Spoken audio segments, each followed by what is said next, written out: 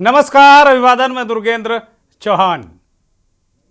देश की राजनीति में 2024 के चुनाव को लेकर काफी हलचल और उठापटक नजर आ रही है। श्री रामलला की प्राण प्रतिष्ठा के बाद इस देश में हिंदुओं का जिस तरीके से हिंदू मतदाताओं का उभार आता दिख रहा है, उसे एक तरीके से भारतीय जनता पार्टी और उसके सहयोगी संगठन राम लहर के रूप में इस्तेमाल करने की कोशिश में है। और अगर ये राम लहर पूरे देश में बनी तो विपक्ष के लिए बहुत मुश्किल होगा। भाजपा न केवल राम लहर के भरोसे है, बल्कि जातियों, कुनबों और जो क्षेत्रीय संतुलन है उसके आधार पर भी नेताओं को जोड़कर तोड़कर एक ऐसा कॉम्बिनेशन बनाना चाहती है जिससे भारतीय जनता पार्टी की मंशा 400 पार पूरी हो सके। इंडिया गठबंधन के सूत्रधार नीतीश कुमार को लेकर बहुत अलग अलग तरीके की चर्चाएं हैं। कहा जा रहा है कि नीतीश कुमार एक बार फिर से पाला बदलेंगे। नीतीश कुमार ने बिहार के राज्यपाल से अचानक भेंट की तो बहुत सारे राष्ट्रीय मीडिया चैनल, मीडिया माध्यम इस खबर को ले उड़े कि नीतीश कुमार क्या इस्तीफा देने जा रहे हैं, क्या वो फिर पलटी मारेंगे, क्या वो भाजपा के साथ फिर सरकार बना सकते हैं बिहार में, 2024 के लिए क्या बीजेपी के साथ एनडीए में जा सकते हैं क्या। लेकिन दूसरा धड़ा यह तर्क देता रहा कि अमित शाह कह चुके हैं उनके लिए दरवाजे बंद हैं। लेकिन यह राजनीति है, गोया राजनीति में कुछ भी हो सकता है। यह बात भी एक तीसरा धड़ा समीक्षकों का, नेताओं का ये कहता रहा। नीतीश कुमार की राज्यपाल से तकरीबन 40 मिनट तक, माफ कीजिएगा 40 मिनट तक मुलाकात आज पूरे दिन चर्चा का विषय रही। बहुत सारे लोग इस बात को कह रहे हैं कि कल नीतीश कुमार कोई निर्णय ले सकते हैं, बड़ा निर्णय। वो क्या एनडीए में जा सकते हैं वापस, क्या वो बिहार की कुर्सी तेजस्वी यादव को सौंप रहे हैं और खुद कल ही उनके नाम की घोषणा हो जाएगी कि वो राष्ट्रीय राजनीति में इंडिया वाले गठबंधन के नेता होंगे। लेकिन नीतीश कुमार के राजनीतिक सलाहकार और राष्ट्रीय महासचिव, प्रधान राष्ट्रीय महासचिव केसी त्यागी की बातों से तो ऐसा नहीं लगता। केसी त्यागी कहते हैं कि इंडिया वाले गठबंधन की जो धार होनी चाहिए थी, जो तीखापन होना चाहिए था, वो उसमें नहीं है। कांग्रेस को जो एज लेना चाहिए था, जो मौके का फायदा उठाना चाहिए था, वो नहीं उठा पाई। केसी त्यागी को इस बात से भी बहुत घोर आपत्ति है कि कांग्रेस और गठबंधन के नेताओं ने राम मंदिर की प्राण प्रतिष्ठा पर टिप्पणी की। वो दावे के साथ कह रहे हैं कि नीतीश कुमार ने प्राण प्रतिष्ठा या राम मंदिर को लेकर कोई प्रतिकूल टिप्पणी नहीं की। तो इन संकेतों को क्या माना जाए, किसी त्यागी के संदेश को क्या माना जाए कि नीतीश कुमार क्या एनडीए में वापस जा रहे हैं, क्या इंडिया का खेला खत्म हो जाएगा क्या, और नरेंद्र मोदी जैसा चतुर पॉलिटिशियन एक बार फिर नीतीश कुमार के लिए क्या बाहें फैलाएगा क्या। मंथन में बड़ा सवाल यही आज कि नीतीश के मन में क्या है।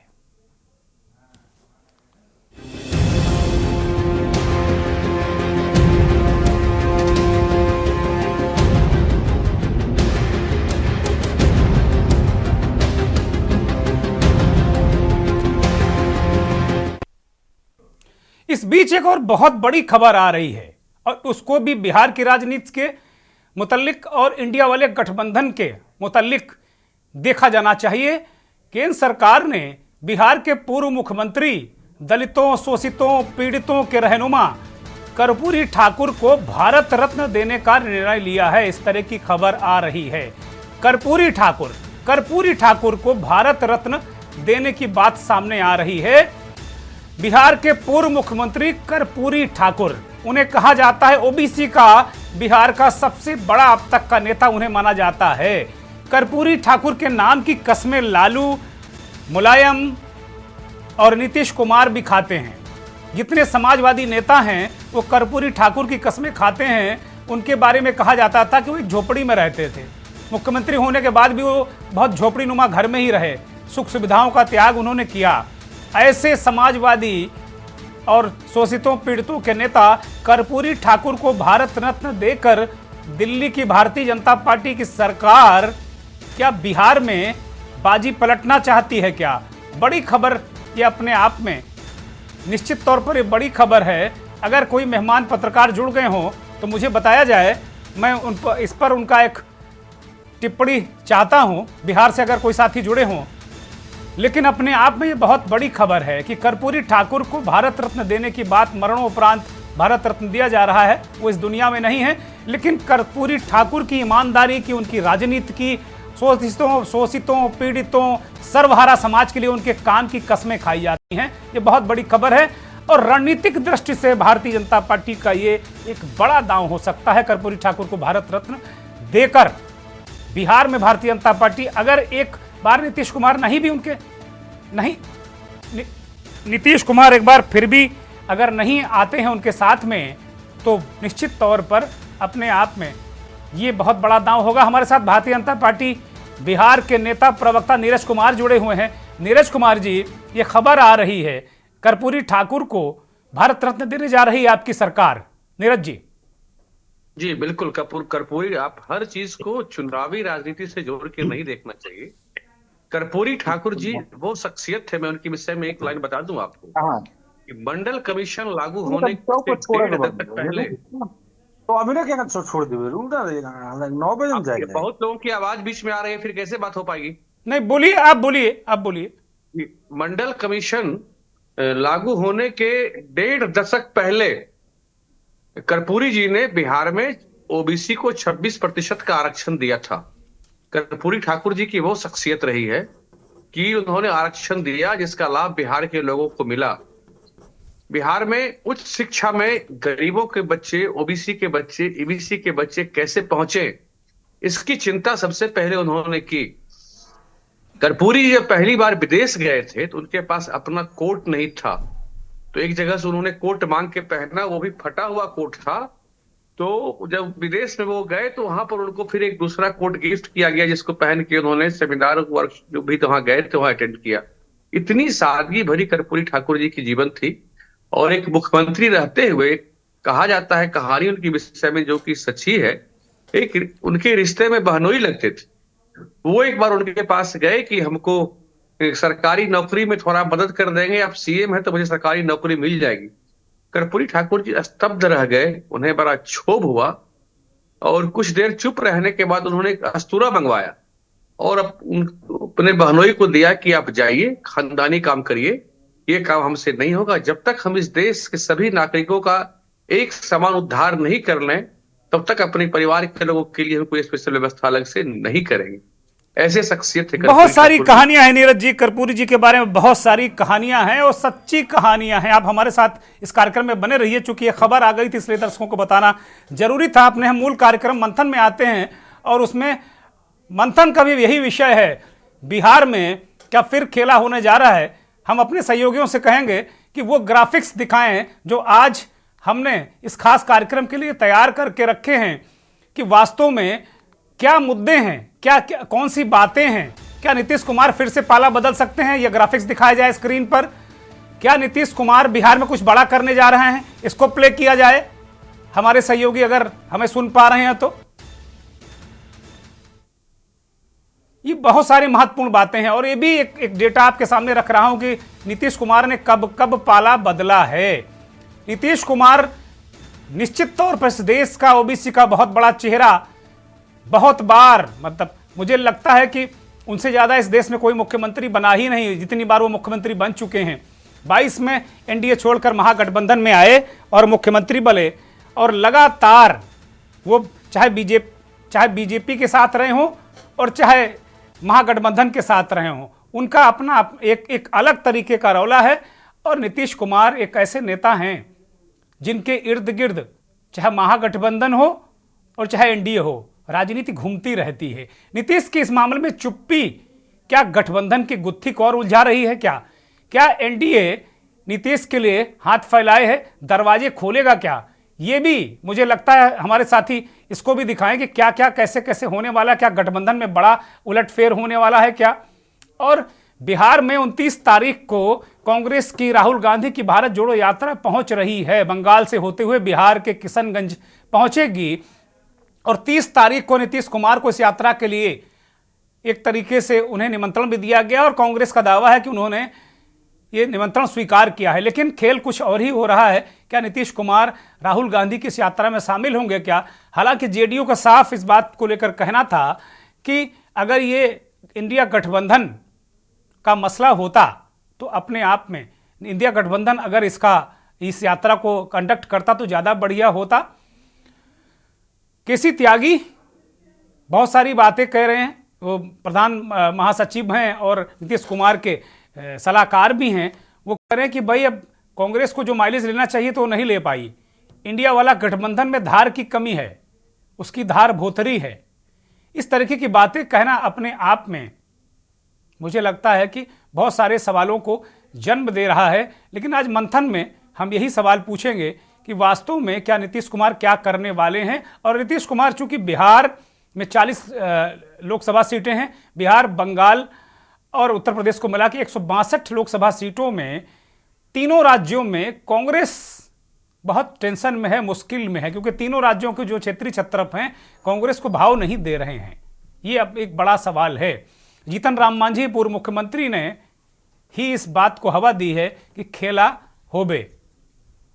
मुझे लगता है कि मैथिली में उन्होंने कुछ कहा है, मगही में कहते हैं, वो मगही में कहते हैं, ये होबे तो बंगला में लिखा हुआ है, लेकिन अलग अलग तरीके से मगही, मैथिली, भोजपुरी सब बंगला सब में उन्होंने कहा है कि भाई खेला का मतलब क्या। 3 तरीके से वो खेले का बात करते हैं और कुछ संकेत और संदेश वो दे रहे हैं। तो सबसे बड़ा सवाल यही है कि क्या नीतीश कुमार आखिर क्या करने वाले हैं।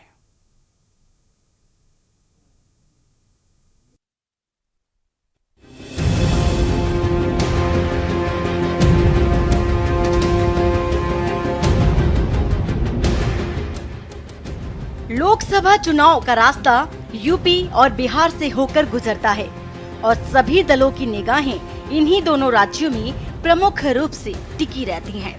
चूँकि आम चुनाव बेहद नजदीक है, सियासी हलचल तो देखी ही जा रही है। फिर चाहे राम मंदिर प्राण प्रतिष्ठा को लेकर की गई राजनीति हो या फिर अब बिहार में खेला होने की बात सामने आ रही हो। बिहार में सीएम नीतीश की मुलाकात जब से राज्यपाल राजेंद्र विश्वनाथ आर्लेकर से हुई है, तब से तमाम तरह के सवाल राजनीतिक गलियारों में गूंजने लगे हैं। अचानक हुई मुलाकात के कई सारे मायने निकाले जा रहे हैं। मंथन विशेष में आज हम इसी पर बात करेंगे और मंथन में आज के सवाल हैं, क्या बिहार में खेला होगा? फिर पाला बदल सकते हैं नीतीश? बिहार में कुछ बड़ा होने वाला है। नीतीश की चुप्पी गठबंधन की गुत्थी। क्या एनडीए नीतीश के लिए खोलेगा दरवाजे या गठबंधन में होने वाला है बड़ा उलटफेर? बिहार में भारत जोड़ो न्याय यात्रा में शामिल होंगे नीतीश?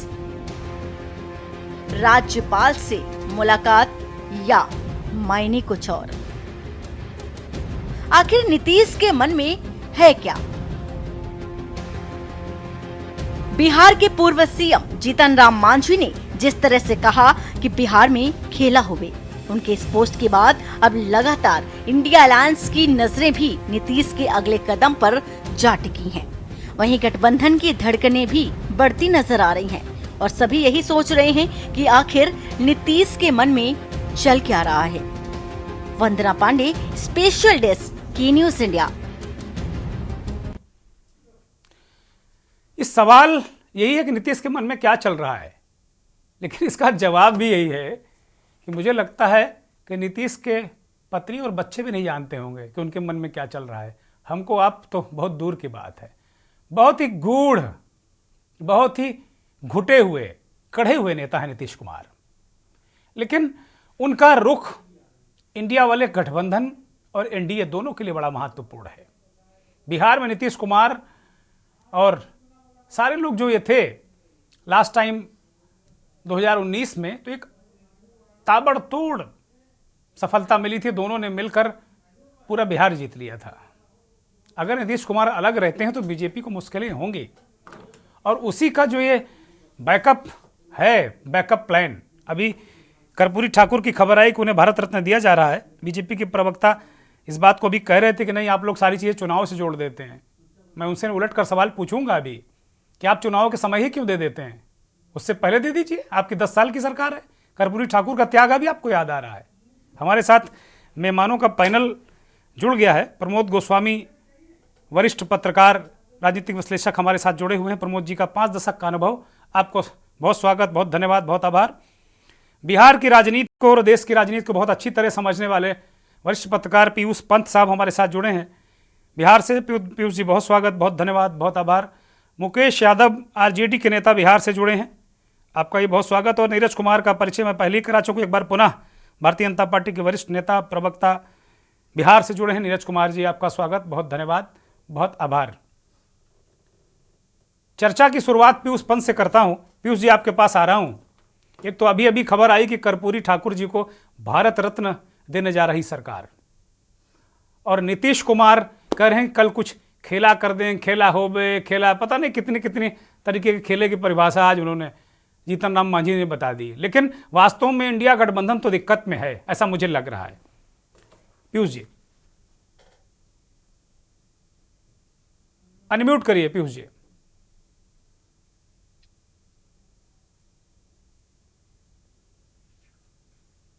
पीयूष जी हम सुन नहीं पा रहे हैं आपको। हाँ देखिए, आ रही आवाज? हाँ बोलिए, बोलिए, कृपया बोलिए। देखिए धर्मेंद्र जी, दरअसल हाँ, जिस मंथर गति से इंडिया जो अलायंस है उसकी चीजें आगे बढ़ रही हैं, तो ये डाउट तो पैदा हो रहा है निश्चित रूप से। लेकिन पीछे पीछे जो है काम भी हो रहा है, इसमें कोई दो राय नहीं है। और चूंकि इतने दल साथ में हैं और उसके साथ एक मनमुटाव, क्या कह लीजिए, उनको अपनी अपनी जो उनका अपना अपना वर्चस्व है उसको कहीं ना कहीं छोड़ के जो है वो एक इस तरह का एक गठबंधन बने और सीट शेयरिंग हो जो सबके फायदे के लिए हो, तो वो एक टेढ़ी खीर का काम है। इसमें कोई बात नहीं, टेढ़ी खीर है वो, थोड़ा उसमें टाइम लगता है, इसलिए टाइम लग रहा है। लेकिन उस पर वर्कआउट हो रहा है लगातार। जो है जितने गठबंधन के दल हैं वो काम कर रहे हैं, ऐसा नहीं है कि कुछ भी नहीं हो रहा है। लेकिन हाँ, ये गति और तेज हो सकती थी। लेकिन देखिए, जहां तक नीतीश जी का सवाल है, तो मुझे लगता है नीतीश जी जो है का बहुत बड़ा इनिशिएटिव रहा है इस गठबंधन को बनाने में। अगर करता धरता रहे हैं तो नीतीश कुमार ही रहे हैं। उन्होंने जो है कि ये इसके लिए बहुत मेहनत करी है, और लगातार जो है कि उनका कहीं ना कहीं उनको लगता है जो ये गति बहुत धीमी है वो कहीं ना कहीं उनके लिए कष्ट का कारण बन रही है। लेकिन ये भी हमें ध्यान देना होगा कि नीतीश कुमार जी ने कोई इस तरह का वक्तव्य नहीं दिया है। केसी त्यागी ने कुछ बातें कही होंगी या दूसरे नेताओं ने कही होंगी। एक बार सिर्फ जब 5 राज्यों के चुनाव चल रहे थे तब कांग्रेस को लेके जो है कि नीतीश कुमार जी ने एक बात कही थी कि ठीक से काम हो नहीं रहा है जिस तरह से होना चाहिए था।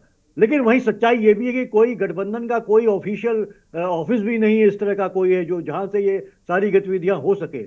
लेकिन मुझे लगता है ये कठिनाइयां हैं इसमें, लेकिन नीतीश कुमार जी की जिम्मेदारी बहुत बड़ी है और वो इसको समझ रहे हैं। ये देखिए, आज वो मिले राज्यपाल जी से तो वो एक अटकलें लग रही हैं। और देखिए, पत्रकारों का भी काम है अटकलें लगाना, और जो विपक्षियों काम है उनका भी ये है कि इस तरह का कहना कि अब तो कुछ बड़ा खेल पीयूष जी, दिल्ली वाले पत्रकार तो सुबह इस्तीफा दिलवा दिए थे नीतीश कुमार को, लौट कर वो आए तो पता चला कि इस्तीफा नहीं दिया है।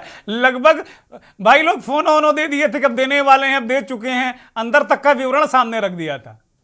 कह रहा हूं आपसे कि पत्रकार जो बहुत से ऐसे हैं वो चाह रहे हैं, अति उत्साही हैं, मुझे लगता है हमारे साथी बीजेपी वाले जो है पत्रकार है वो चाह रहे इंडिया गठबंधन आज टूट जाए, जितनी जल्दी हो वो टूट जाए, और वो जो एक चुनौती खड़ी करती हुई दिख रही है वो कहीं ना कहीं ध्वस्त हो जाए। या इसीलिए कुछ पत्रकार हैं जो इस तरह की खबरें लगातार चला रहे हैं, और दिल्ली वाले सबसे आगे होते हैं जो चंडू खाने से लेके चले आते हैं खबरों को जो है।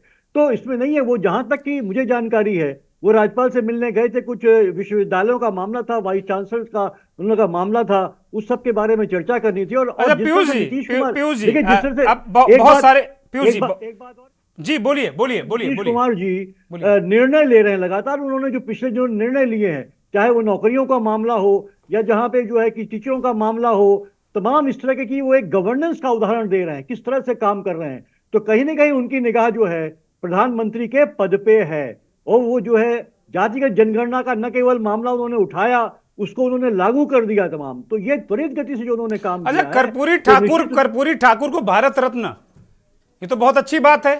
जी हाँ, जी हाँ, क्या अच्छी बात क्या है, इसमें राजनीति देखी जानी चाहिए?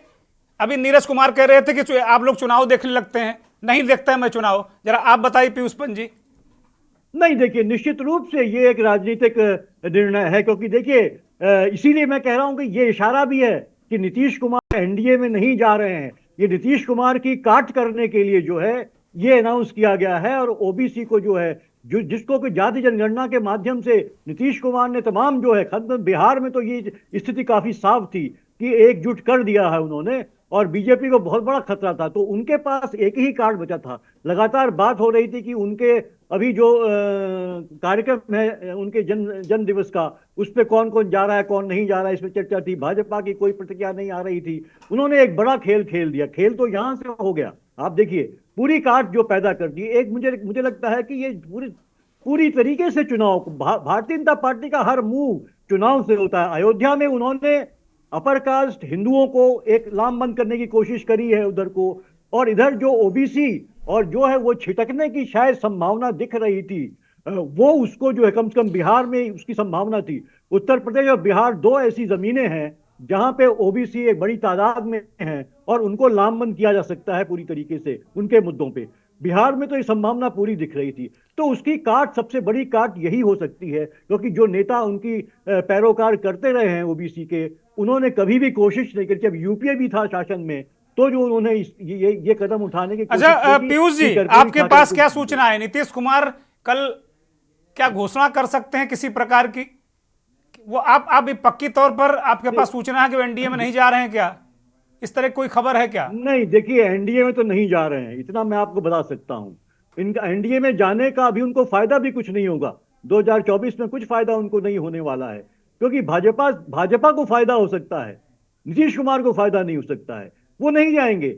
वो कोई निर्णय अगर लेंगे, मुझे लगता नहीं कोई बहुत बड़ा निर्णय वो देने जा रहे हैं, लेकिन अगर देते हैं वो, तो मुझे जहां तक लगता है संभावना ये है कि वो अब जो है इंडिया गठबंधन के संबंध में कोई अपनी भूमिका को लेके और कोई बड़ा निर्णय लेने जा रहे हैं, क्योंकि अब समय बहुत कम रह गया है, और जो उन्होंने शुरुआत की है उसका एक बेहतर अंत वो करना चाहेंगे, जहां तक नीतीश कुमार को मैं समझता हूं वो। और कतई वो जो है अभी जाके एनडीए में उनको कोई फायदा नहीं होने वाला है, बल्कि भाजपा को उल्टा फायदा हो जाएगा। ठीक बात है। और ये नीतीश कुमार कभी नहीं चाहेंगे। ठीक बात है, ठीक बात है। इस बीच हमारे साथ अरुणेश यादव, कांग्रेस के राष्ट्रीय प्रवक्ता, जुड़ गए हैं, और मेरे साथी मुझे एक ब्रेक पर जाने का भी इशारा कर रहे हैं। मैं एक ब्रेक पर जा रहा हूं, और लौटूंगा तो बहुत सारे सवाल बीजेपी के सामने भी हैं, मैं उनसे भी बात करूंगा। आप देख रहे हैं के न्यूज, खबरों का सारथी।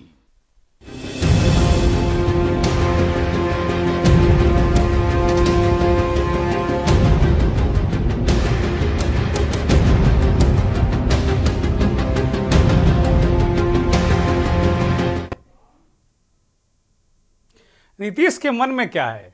बड़ा मुश्किल सवाल है, कम से कम मेरे लिए तो बिल्कुल यक्ष प्रश्न है। भारतीय जनता पार्टी के नेता नीरज कुमार की तरफ रुख करते हैं, शायद उनके पास इसका जवाब हो। कर्पूरी ठाकुर जी की कल जयंती है। कल ये कहा जा रहा है कि इस जयंती के अवसर पर नीतीश कुमार भी कोई निर्णय ले सकते हैं, कोई घोषणा कर सकते हैं, कोई फैसला ले सकते हैं।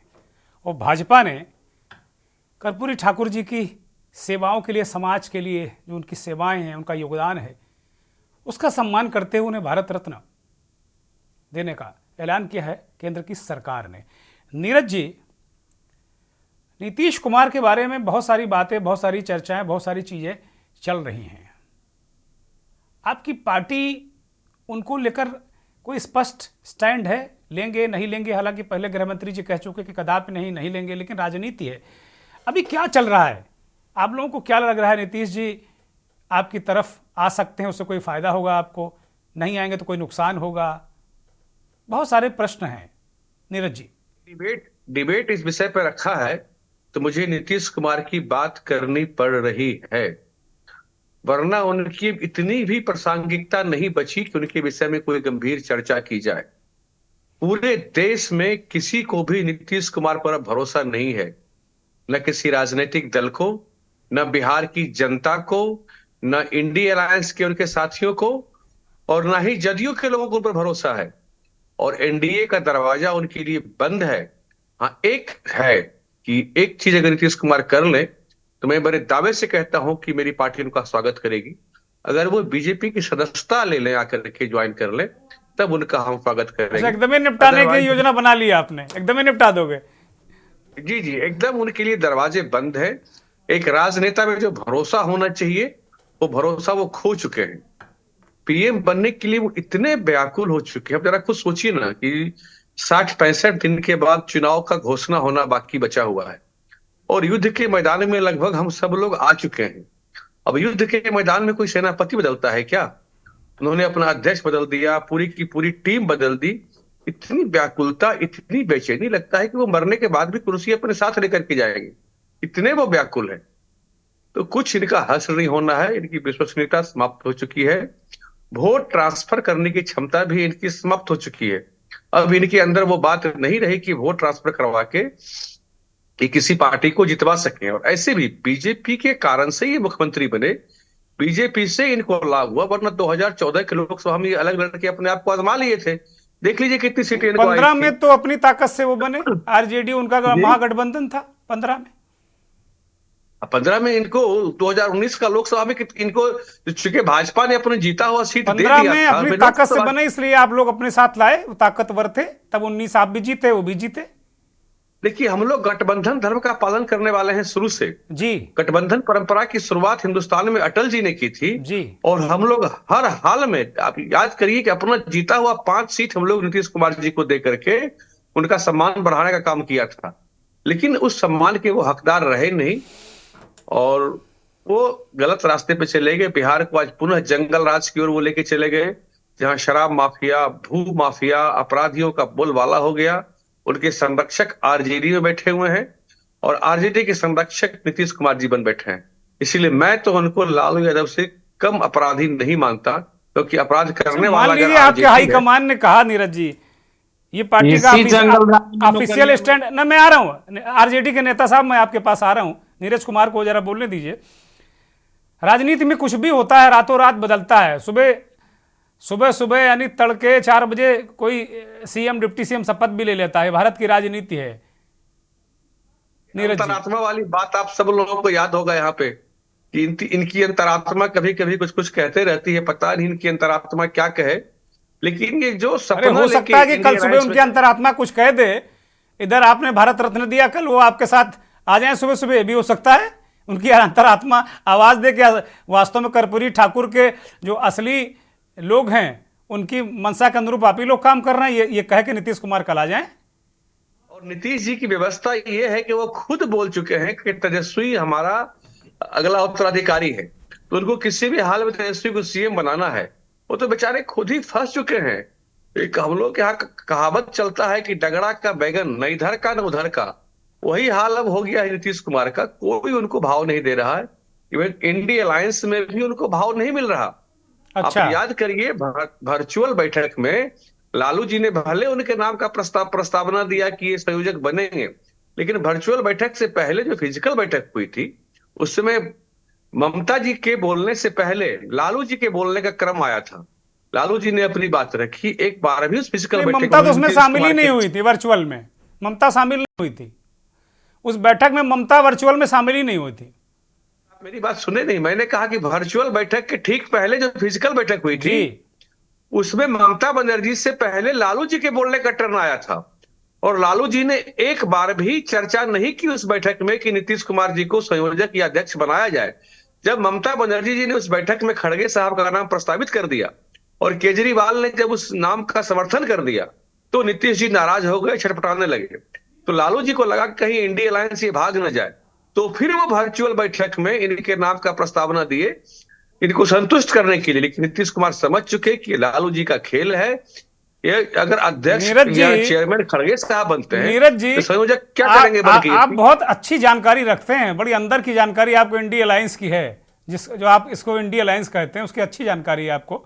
बधाई आपको कि आप इतने जागरूक राजनीतिक कार्यकर्ता हैं। मुकेश यादव के पास जा रहा हूं। मुकेश यादव, लालू जी तो नीतीश को निपटा रहे हैं, कैसे कैसे काम चलेगा? उनको तो जाना ही पड़ेगा एनडीए में ना, फिर जब आप लोग निपटा दोगे। अरुणेश यादव की पार्टी भी निपटा देगी, आप भी निपटा दोगे, क्या करेंगे भाई? वो कल कोई निर्णय लेंगे कर्पूरी ठाकुर जी की? ऐसा कुछ नहीं है, सारे अभिभावक तौर पे बैठे हैं चैनल पे, सभी को मेरा प्रणाम है, नमस्कार है। आने वाला समय जो है, जय श्री राम। जय श्री राम भी है। आप लोग सिर्फ क्या बोलते हैं ना, आप लोग डाइवर्जन बोले मत ना करिए, कि राम का नाम लेके आगे बढ़िए। चर्चा में जो बात हो रही, राम सभी के हृदय में है कि चुनाव आने वाला है, इसलिए राम जी के सहारे चुनाव में निपटना चाहते हैं। लेकिन लोग समझ चुका है, घबराइए नहीं, लोग समझ चुका है कि आप राम जी के नाम लेकर क्या करते हैं और क्या किए हैं। एक तो वही नाराज हो गया है। डाइवर्जन मत करिएगा, मेरे मूल सवाल का जवाब दे दीजिए कि आप लोग क्यों निपटा रहे हैं नीतीश कुमार को? वो छटपटा रहे हैं भाई कि लालू यादव जी के विषय में। नीरज जी, हमारे दोनों नेता हैं, आदरणीय लालू प्रसाद यादव जी के नेतृत्व में बिहार ने प्रगति रचा है, बिहार ने इतिहास रचा है। अरे आप ट्रैप में मत फंसो मुकेश यादव, बीजेपी के ट्रैप में मत फंसो। नीरज भाई एक ट्रैप लेकर आए, फंसा रहे हैं बाद में आपको। आप मेरे सवाल का जवाब दो मेरे भाई, लालू जी क्यों निपटा रहे हैं नीतीश जी को, ये बताओ। जो राज में हुआ है 17 साल में बीजेपी नहीं कर पाई है, और नीतीश जी जो कर रहे हैं, आप लोग का तो वही नजरिया है कि कुछ बोल के और अपने पाले में कैसे लाएं नेताओं को, और जुटाते रहते हैं गुंडागर्दी लोगों को, अपने भाजपा में शामिल करते रहते हैं। नीतीश जी के नेतृत्व में प्रगतिशील बिहार बन रहा है। तेजस्वी जी का जो संकल्प है, वो करे जंगल राज है, आप प्रगतिशील की बात कर रहे हैं, वो करे जंगल राज लौट आया, जंगल राज इज बैक, वो की बात कह रहे हैं। नौकरियां मिल जाता है, वही जंगल राज पसंद है ना लोगों को। आखिर वो जंगल राज चाहिए जहां पे मंगल राज अक्षत बांट के घर चले। अक्षत बांटने से घर नहीं चलता है, धार्मिक भाई धर्म चलता है उससे, अक्षत बांटने से धर्म चलता, घर चले ना चले, घर चलता है पुरुषार्थ से। पुरुषार्थ करिए, घर चलाइए, अक्षत से धर्म चलता है। नहीं, अक्षत से कब जरूरत है? जब हमारे पर्व त्योहार पड़ते हैं तो अक्षत हम लोग छिड़ते हैं। अच्छा, मतलब जवाब नहीं दोगे कि क्यों निपटा रहे हैं लालू जी नीतीश कुमार को? मदर नीतीश कुमार जी को कोई निपटा नहीं रहा है। जानकारी है सर, मदर टेरेसा को सेंटहुड क्यों मिला था, जानकारी है? खैर आप आरजेडी के हैं, नीतीश कुमार जी को सुन लीजिए पहले। नीतीश कुमार जी को आप निपटाने का सवाल कर रहे हैं, और नीतीश जी के पीछे और आगे पीछे कौन है? भाजपा लोग आंखें गड़ा रखा है कि जहां नीतीश जी थोड़ा सा ध्यान दे देते मेरे बिहार में नैया पार हो जाएगी। ये तो दर्शाता है नीतीश जी के प्रति। अरे आप मौका क्यों दे रहे हो मुकेश भाई, मौका क्यों दे रहे हो? आप तो खुद ही मौका दे रहे हो कि नीतीश जी नाराज होकर चले जाएं। दे सके आप और अरुणेश यादव दोनों की पार्टी उन्हें टॉर्चर कर रही है। कोई टॉर्चर नहीं है। मैं तो इतना मानता हूं कि भारतीय जनता पार्टी में कोई ऐसा इकलौता नेता नहीं है जो हमारे डिप्टी सीएम तेजस्वी जी के बगल में बैठ सके, नीतीश जी से आंख मिला सके। आप आए दाएं बाएं नजर गड़ा सकते हैं, सामने बैठने का बीजेपी का नेताओं का हिम्मत नहीं है बिहार में। भले प्रचार आप कर लीजिए, धर्म के नाम पर जुटा लीजिए, लेकिन बिहार इतिहास रच रहा है। बिहार इकलौता राज्य है जहां एक विभाग में 2,17,000 वैकेंसियां आती है और पारित होती है और नौकरियां मिल जाती है। चलिए ठीक है मुकेश यादव, ठीक है। एक छोटा सा जवाब नीरज से, फिर उसके बाद गोस्वामी जी के पास जाएंगे, काफी देर से इंतजार कर रहे हैं वो। नीरज जी बोलिए। जी, ये 2,17,000 नौकरी की बात ये कर रहे हैं, मेरी बात को ध्यान से सुनिएगा, मैंने सुना है, हल्ला नहीं करिएगा बीच में। पहला बार जब उन्होंने 1 लाख नौकरी की बात की थी, उसमें 48,000 बिहार से बाहर के आदमी थे। 40,000 ऐसे शिक्षकों की नियुक्ति हुई जो पहले से ही शिक्षक थे। तो कहाँ से थे 88,000। वहीं जहाँ अच्छा चिटवा रहे हैं ना, अच्छा चिटवा रहे हैं। अरे भाई सुन लो, अच्छा मुकेश बनवा रहे हैं मुकेश ना, यादव वहीं- सुन लो भाई, सुन लो। अब उन्होंने बड़ी धैर्य से आपको सुना, सुनो भाई। और बिहार देने का काम करता है, बिहार लेने का काम नहीं करता है। मुकेश यादव सुन लो भाई, मतलब सुन लीजिए, कुल मिला के सुन लो, एक्चुअल सुन लो, अब सुन लो। आरटीआई से सरकार को चाहिए कि श्वेत पत्र जारी करे इस पर कि कितनी नई नौकरियां हुई हैं। कुल मिलाकर दोनों बार मिलाकर 40,000 से अधिक नौकरी नहीं दी है। बाकी ये आंकड़ों की बाजीगरी है। और उस नौकरी में भी क्या है कि क्या पहले उनको कहा, ठीक है, दरोगा सर, का सुन कोई लीजिए, ठीक है। संक्रमण अब मैं दोनों को बहुत अदब के साथ में रोक रहा हूं, दोनों को रोक रहा हूं। नीरज जी और मुकेश यादव, आपको दोनों को अदब से रोका। अरुणेश यादव, मैं आपके पास आ रहा हूं, मैं आपके पास आ रहा हूं, मैं आपके पास आ रहा हूं। गोस्वामी जी को मैं जरा चर्चा में शामिल कर लूं, काफी देर से वो इंतजार कर रहे हैं और मुझे अच्छा नहीं लग रहा कि बहुत ही वरिष्ठ पत्रकार इंतजार करें। गोस्वामी जी, आपके साथ आ रहा हूं, आपके पास आ रहा हूं, आपको इस चर्चा में शामिल कर रहा हूं। नीतीश कुमार के बारे में बहुत सारी बातें अभी आपने सुनी है, बहुत सारी बातें इसके इतर भी आप जानते हैं।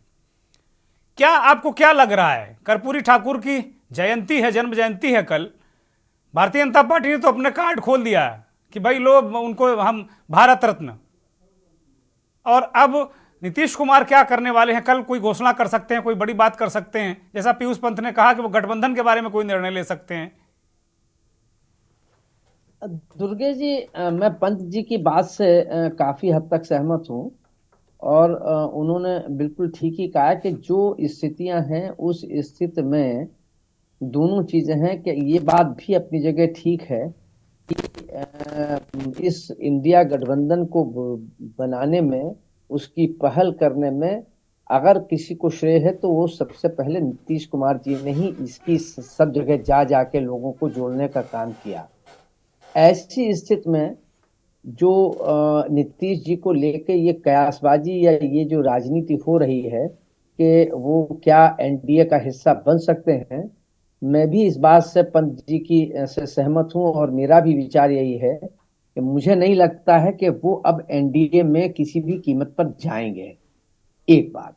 दूसरी बात कि बीजेपी पहले ही ये बात कह चुकी है और अभी आपके यहाँ बीजेपी के प्रवक्ता बैठे हैं, उन्होंने भी ये बात बिल्कुल स्पष्ट रूप से बात पंत जी की और जो मैं कह रहा हूँ उसका उन्होंने एक स्पष्ट रूप से कह भी दिया है कि उनके लिए कोई रास्ता नहीं है। बीजेपी पहले ही कह चुकी है कि अब नीतीश कुमार जी का हमारे एनडीए में, गठबंधन में उनका कोई स्थान नहीं, उनको कोई आने का नहीं है। हाँ, लेकिन फिर ये राजनीति है। अब राजनीति मुद्दों की, मूल्यों की, जन सरोकारों की, विचारों की, सिद्धांतों की तो है नहीं। अब तो राजनीति घालमेल की है। सत्ता कैसे हासिल की जाए इसको लेके बिसातें बिछाई जाती हैं। चौसर ऐसे ही बिछाई जा रही है पिछले 2-3 दशकों से। अब वो बात जयप्रकाश नारायण जी की, कर्पूरी ठाकुर जी की, वो चली गई। वो जमाने अलग थे, अब ये जमाने बदल गए हैं। जो आज कर्पूरी जी को जितना कर्पूरी जी को जितना गालियां देना है, ये भारतीय जनता पार्टी बकी है और उनके पूर्ण तिथि पर मैं आ रहा हूँ, मैं आ रहा हूँ मुकेश यादव, मैं आ रहा हूँ। मुकेश यादव, नीरज जी, भाई गोस्वामी जी को डिस्टर्ब मत करो भाई, बोलने तो उनका तारतम्य टूट जाता है, फिर आप लोग ये दिक्कत करते हो। अगर ऐसा करोगे भाई तो फिर अच्छी बात नहीं। बोलिए गोस्वामी जी, बोलिए। आरजेडी का देन है कि उनको भारत रत्न मिल रहा है। बोलिए। कर्पूरी जी को जो भारत रत्न दिया गया है वो निश्चित रूप से स्वागत योग्य है, अच्छा कदम है।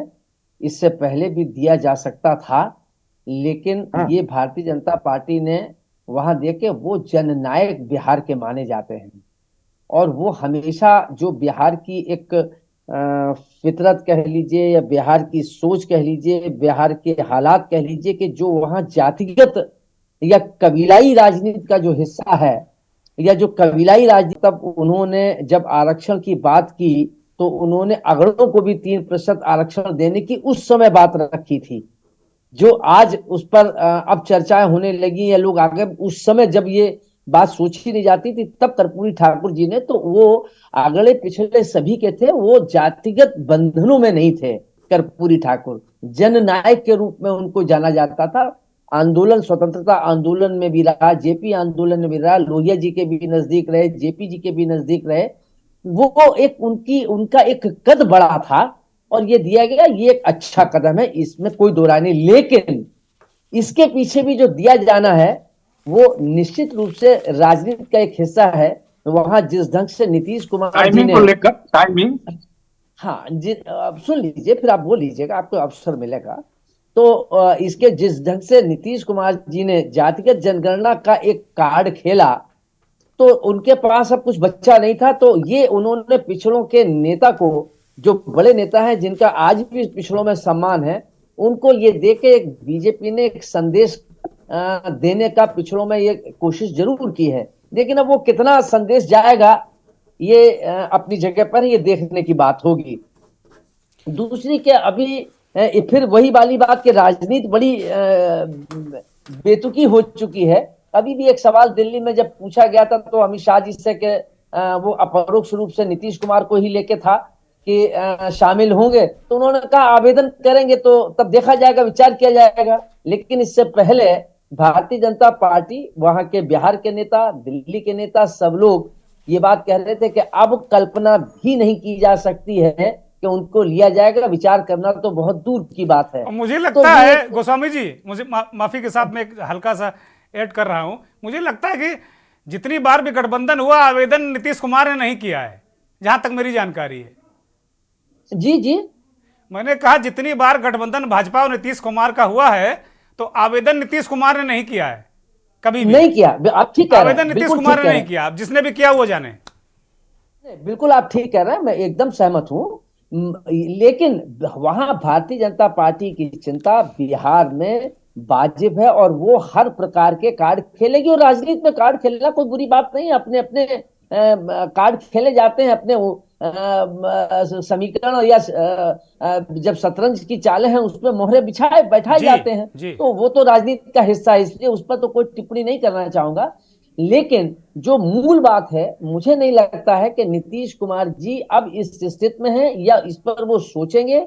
और भारतीय जनता पार्टी अगर कहीं कोई पहल होती है तो भारतीय जनता पार्टी उनको पुनः गोद में लेने में कोई हिचक नहीं करेगी। जो ये कहती रही है कि हम उनको आसपास फटकने नहीं देंगे, ये बात भी उतनी ही सच है। दूसरी ये जीतनलाल मांझी जी, ये सब एक वो दिए जा रहे हैं, एक उकसाने की कोशिश की जा रही है। हाँ, लेकिन जो कल एक बैठक जयंती पर होने की है उसमें निश्चित रूप से मुझे ऐसा लगता है पंत जी बहुत हमसे ज्यादा बेहतर, चुके वहां की स्थितियों को जानते हैं, बता सकेंगे।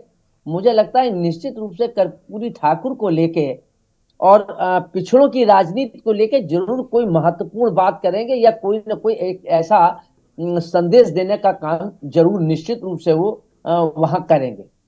निश्चित तौर पर गोस्वामी जी, प्रधानमंत्री ने भी एक्स पर पोस्ट करके खुशी जताई है कर्पूरी ठाकुर जी को भारत रत्न मिलने पर, तो आप समझ सकते हैं कि पूरा कहीं ना कहीं ये बहुत बड़ा कदम तो है ही। अरुणेश यादव, आपके पास आ रहा हूं, ये कह सकते हैं कि नीरज कुमार की सरकार ने 10 साल में क्यों नहीं दिया, अभी क्यों दे दिया जब चुनाव आ रहा है, लेकिन आपने तो 70 साल राज किया है, आपको तो इस तरह के लोग याद ही नहीं आते थे कभी जीवन में। आपने तो पता नहीं किन किन किन को दे डाला होगा, जिनको दिया मैं उन पर नहीं उठा रहा, वो भी बड़े महान लोग थे। लेकिन बार बार सवाल आप पे उठते हैं ना, आज अगर कर्पूरी ठाकुर को भारत रत्न है तो भारत रत्न थे वो, भारत रत्न है वो, क्या शक है उसमें। लेकिन आप लोगों ने नहीं दिया, चना चबाना की तरह आप पुरस्कार बांटते रहे 70 साल तक। पहली बात तो दुर्गेश जी, मैं इस बात का खंडन कर रहा हूं कि 70 साल हमारी सरकार रही। आंकड़े उठा के देख लीजिए, अरे हम लोगों 50 ने साल कितने रही, साल इस शासन पर किया। 50 रही, 40 रही, संशोधित कर दे रहा हूं मैं। अब जो भी रही, बोलिए। मतलब जो एक मीडिया द्वारा और बीजेपी द्वारा जो एक परसेप्शन बनाया जाता है 70 साल का, तो उसको भी हमें समझना पड़ेगा। चलिए, हमने और संशोधित कर लिया, तब के- आज से 50 साल, 50 साल। तब के हालात में जो सत्ताधारी दल को करना चाहिए था वो हमारी पार्टी ने किया। हम लोग सत्ता में थे और जो बेहतर हो सकता था वो हमने बेहतरी, देश की बेहतरी के लिए किया। अब चूंकि हम विपक्ष में हैं तो सवाल करना, सरकार से सवाल करना हमारा काम है। पहले बीजेपी के साथ ही हमसे सवाल करते थे, हम उनके सवालों का जवाब देते थे। अब हमारा काम है, जो भी प्रमुख विपक्षी दल है उनका काम है सरकार से सवाल करना। तो निश्चित तौर पे सरकार को सवालों का जवाब देना चाहिए। अब वो आप देख रहे हैं, मुझसे बेहतर आप उन चीजों को समझ रहे हैं कि सरकार किस तरह से सवालों से बचती हुई नजर आ रही, सवालों का जवाब नहीं देना चाहते हैं। और खास तौर से अब हम डिबेट के मुद्दे पे आते हैं, नीतीश जी के पे। तो जहां तक मेरी जानकारी है, जो हमारी भारत जोड़ो न्याय यात्रा चल रही है, तो उसमें बिहार में जब पहले फेज में जब यात्रा जाएगी, तो उसमें 3 महत्वपूर्ण बैठकें होंगी अलग अलग जिलों में, और तीनों बैठकों में राहुल गांधी जी के साथ नीतीश जी रहेंगे। और नीतीश जी ने खुद इस बात का ऑफिशियल जो है वो ऐलान किया है कि तीनों जो बैठकें होंगी, जो जनता को जो संबोधित किया जाएगा, तो उस संबोधन में नीतीश जी साथ में रहेंगे, क्योंकि इंडिया गठबंधन के वो महत्वपूर्ण सदस्य हैं, सीनियर मेंबर हैं। और बाकी देखिए, अफवाहों का बाजार है साहब, अफवाहें उठती हैं और अफवाहें होनी चाहिए। राजनीति में हम कहते हैं ना, चर्चे चलते रहने चाहिए कि नीतीश जी कहाँ जा रहे हैं, ममता जी कहाँ जा रही हैं, केजरीवाल साहब कहाँ जा रहे हैं, अखिलेश जी किधर जा रहे हैं। तो ये चर्चाएं निरंतर चलते रहनी चाहिए। और बीजेपी के साथी जो हमारे इस तरह की चर्चाएं कर रहे हैं, तो वो स्वागत योग्य कदम है। बीजेपी के कम से साथी कम उन्हें कम कर रहे हैं हमारी अरुणेश चिंता है, यादव, फिक्र है। बीजेपी के साथी कम कर रहे हैं। केसी त्यागी जो राजनीतिक सलाहकार हैं नीतीश कुमार के, वो कह रहे हैं कांग्रेस को जो करंट दिखाना चाहिए था, वो कह रहे हैं कांग्रेस ने वो माइलेज नहीं लिया, उसको जो माइलेज जो एज मिला था। और आप लोगों ने राम मंदिर की प्राण प्रतिष्ठा पर बहुत सारे लोगों ने, कांग्रेस ने भी, ममता बनर्जी ने भी, और भी आपके साथियों ने प्रतिकूल टिप्पणियां की। इसमें अखिलेश यादव और नीतीश कुमार एक ऐसे नेता हैं जिन्होंने कोई प्रतिकूल टिप्पणी नहीं की। ये केसी त्यागी ने कहा कि भाई नीतीश कुमार ने कोई प्रतिकूल टिप्पणी नहीं की, कोई टिप्पणी ही नहीं की। मैं आ रहा हूं नीरज जी, आपके पास मैं आ रहा हूं।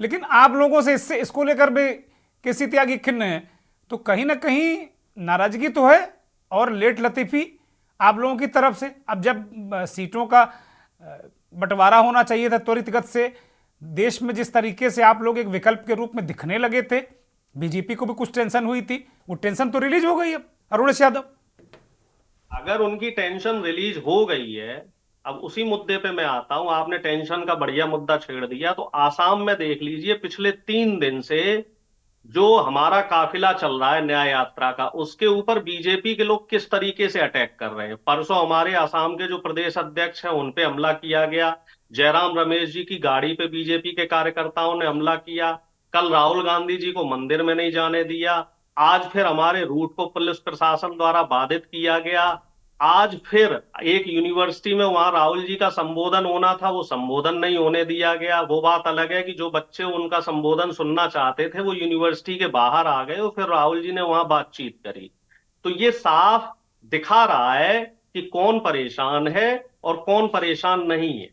निश्चित तौर पे विपक्ष की जो एकजुटता है, इस बात को कोई नहीं नकार सकता। इंडिया गठबंधन की जो एकजुटता है, उससे सत्ताधारी दल इस समय परेशान अच्छा है, आपको लगता चिंतित है है। अरुणेश जी, आपको लगता है कि गठबंधन बना रहेगा? क्योंकि नीतीश कुमार के इर्द गिर्द सारा कुछ ताना बाना है और वही बात बात पे डिरेल हो जा रहे हैं, टेंशन में आ रहे हैं, टार्चर महसूस कर रहे हैं वो अपने आप को। आपको लग रहा है क्या? और दूसरी बात जो राहुल गांधी की आपने कही, वहां के मुख्यमंत्री हेमंता बिस्वा शर्मा कह रहे हैं कि राहुल गांधी नक्सलियों की तरह वहां के जनमानस को भड़का रहे हैं। तो अगर किसी राजनीतिक भावना से अगर इतर बात करें, किसी राज्य का जो एक प्रशासक है, मुख्यमंत्री है, तो क्या अपने राज्य में वो अनरेस्ट फैलाने देगा? किसी को क्या कार्रवाई नहीं करने देगा क्या? भाई देखिए दुर्गेश सर, हम भी इस चीज को बेहतर जानते हैं। मैं भी राजनीति में हूं और आपका मुझसे ज्यादा तजुर्बा है राजनीति का। आप भी रोज हमसे भी बेहतर नेताओं के साथ दो चार करते हैं। हेमंता जी जो काम कर रहे हैं वो राजनीति नहीं है, वो एक व्यक्तिगत जो उनका अंदर का जो कुंठा है, वो कुंठा है कि कहीं ना कहीं हेमंता जी पहले हमारी पार्टी में थे, फिर वो मजबूरी बस बीजेपी में गए। वो क्यों गए, वो उनकी अपनी व्यक्तिगत मजबूरियां हो सकती हैं। अब वो कहीं ना कहीं वो कुंठा है, वो कुंठा निकल के आ रही है। और जहां तक मैं समझता हूं, राजनीति में जो व्यक्तिगत चीजें हैं उनको व्यक्तिगत रखना चाहिए।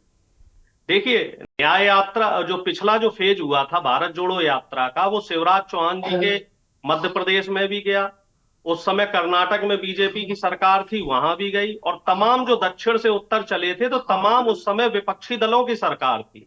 और आरोप प्रत्यारोप लगना कोई ऐसा पहला काम नहीं है कि बीजेपी के लोगों ने विपक्षियों पे आरोप ना लगाए हो और विपक्षी दलों ने बीजेपी पे आरोप ना लगाए हो।